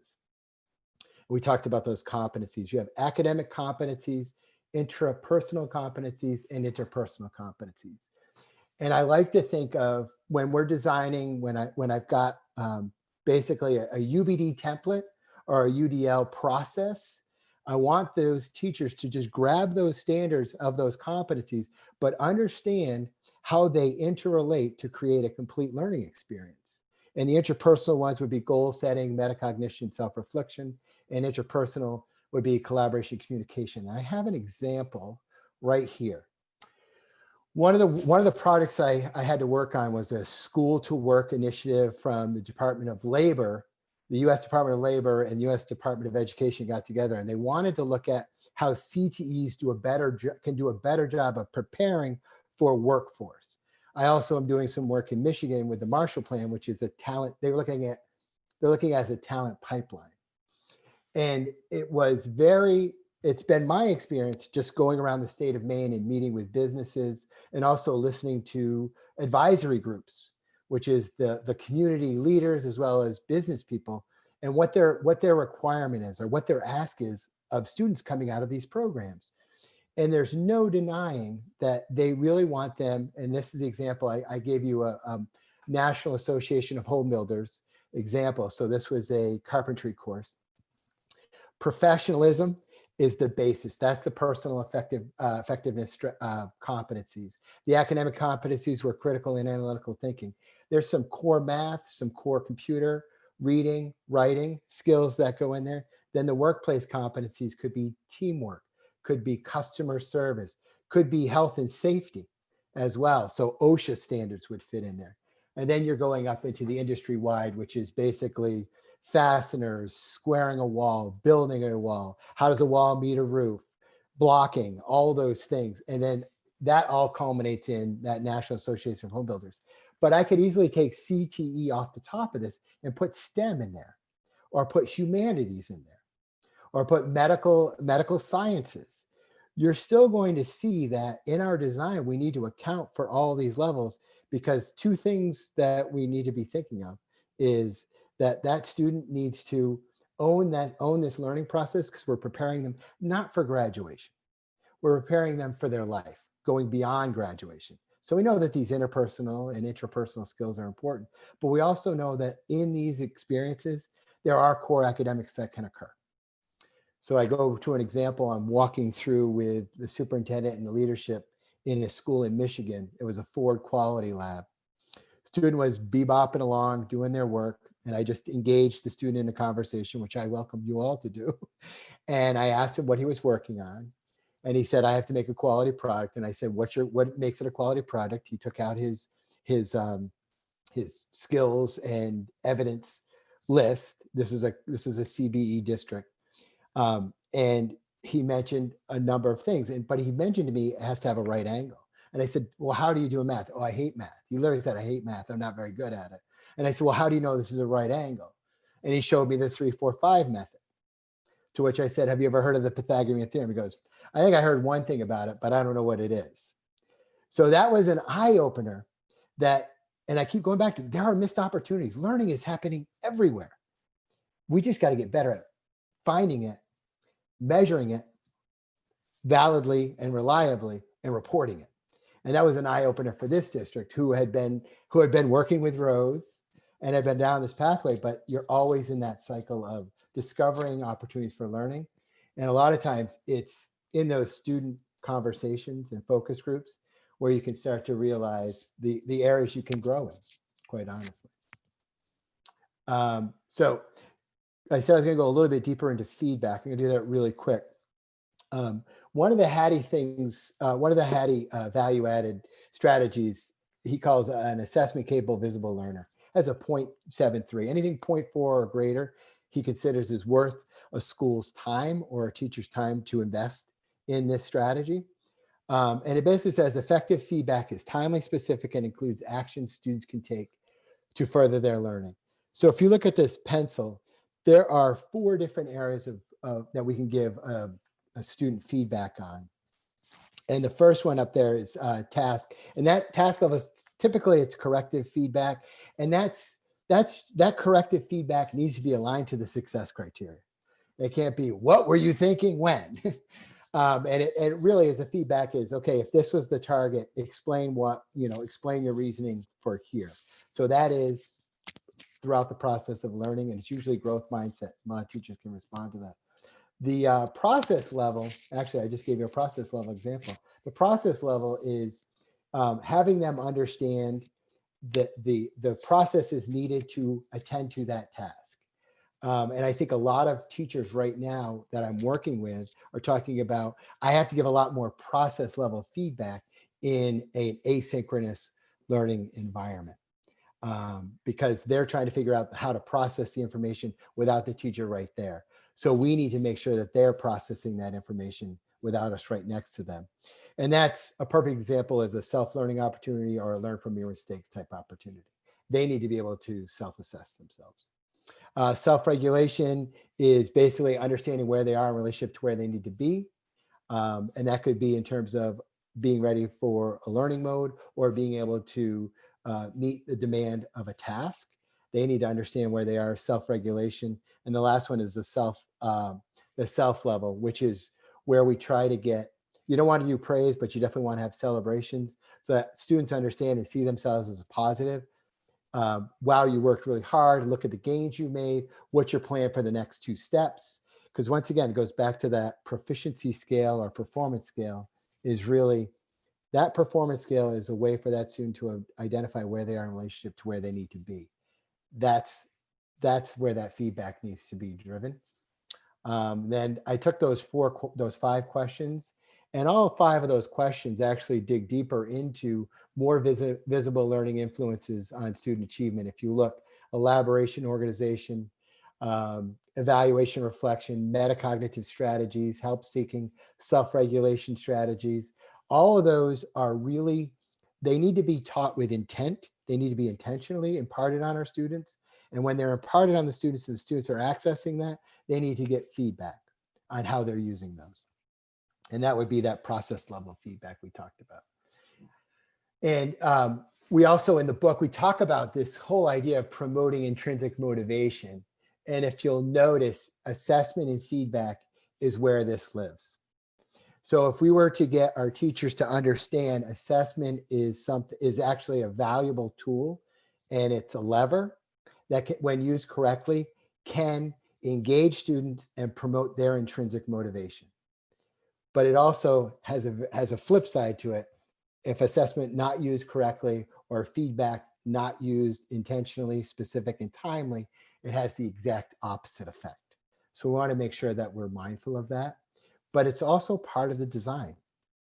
If you were to take that performance scale, create an instructional learning plan out of it using a UBD or a UDL template, you can start to see the steps that are needed and required to go from where you are to where you need to be, and give them feedback along that way. I think you'll find that students will be more receptive to feedback, knowing that it will improve or accelerate their learning. And just one more little bit, a glimpse. Rose mentioned Kettle Moraine earlier, and they have personalized learning.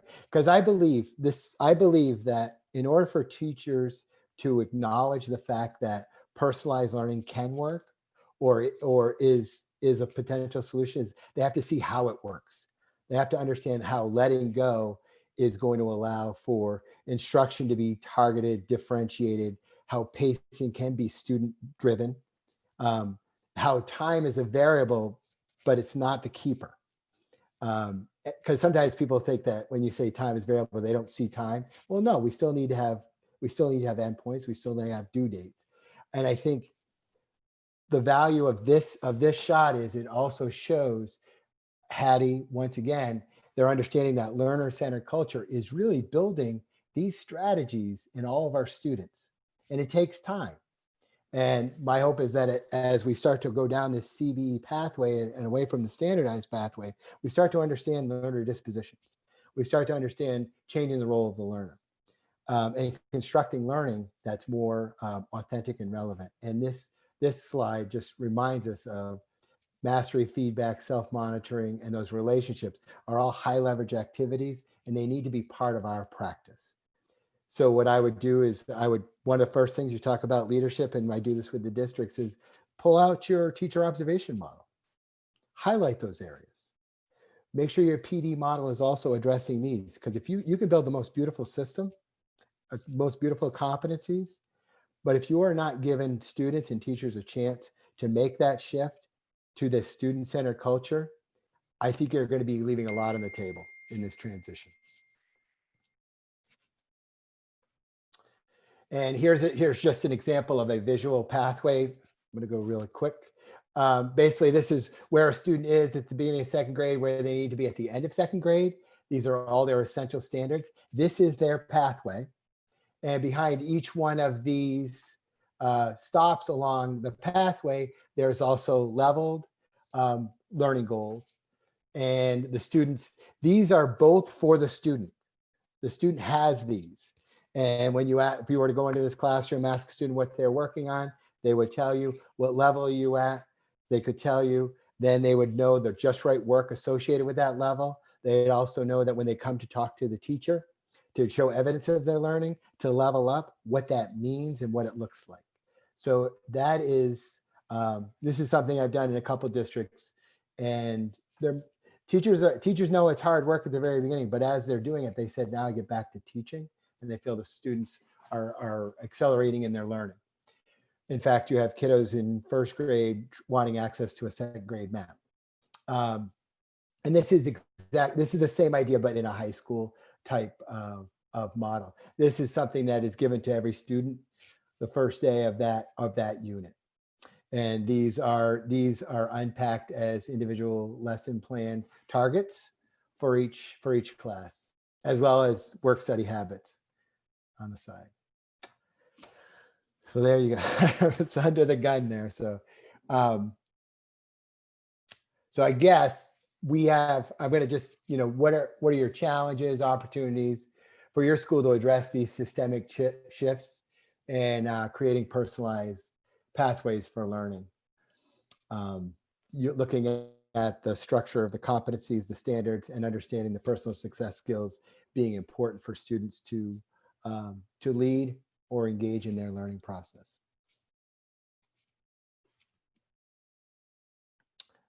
If you guys have, we're close to time. If there are any questions that came up, Karen or Rose.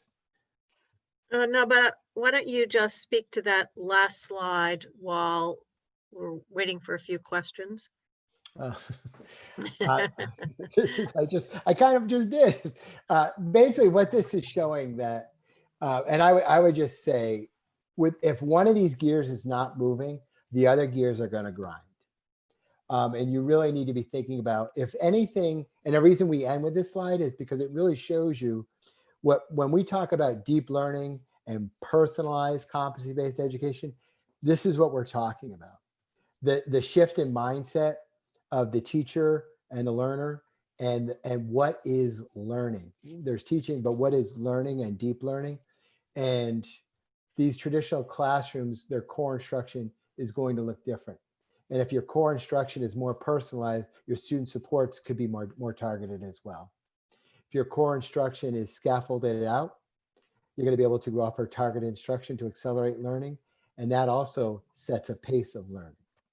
if you have a scope and sequence of competencies that go at the high skills level, grade level spans become less important and what's important is as they're hitting those standards in those course levels or those units or those grade levels, they're on their own pace.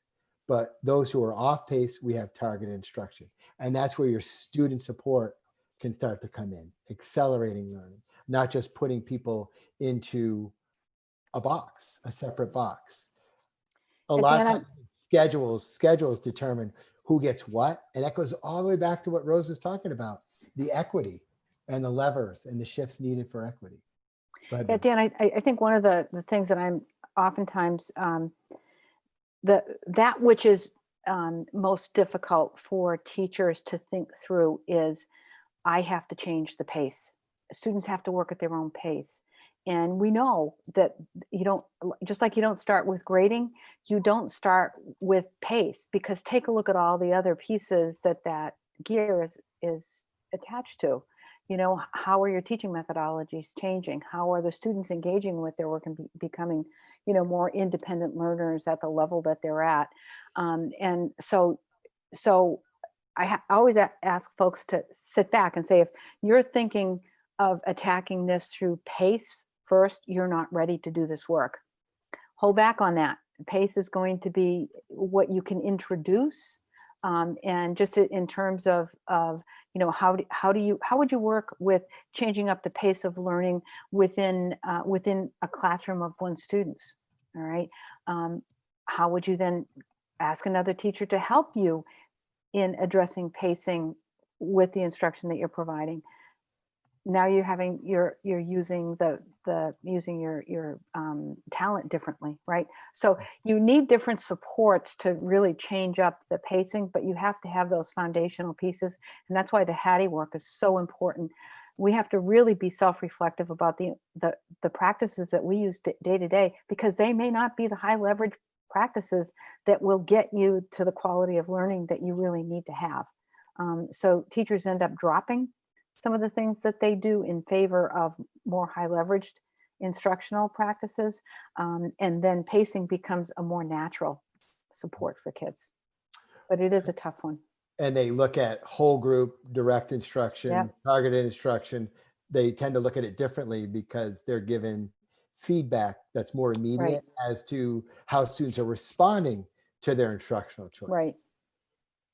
Sometimes it happens naturally for them, but we have to build the system by which they get that. It's like that blood pressure cuff on you 24/7. You're getting constant feedback that's instructional. And sometimes it goes back to earlier. Sometimes I can almost see an aha moment in a teacher's face. This is why I love coaching. Is I've been working so hard, but I haven't been necessarily working on the right things. And who wants to work really, really hard for this amount of gain? Or I'm working harder than I feel like the harder I work, the less my students work. You feel teachers are getting to that space. And I think this design gives them that timely, specific feedback on how students are responding to their instruction.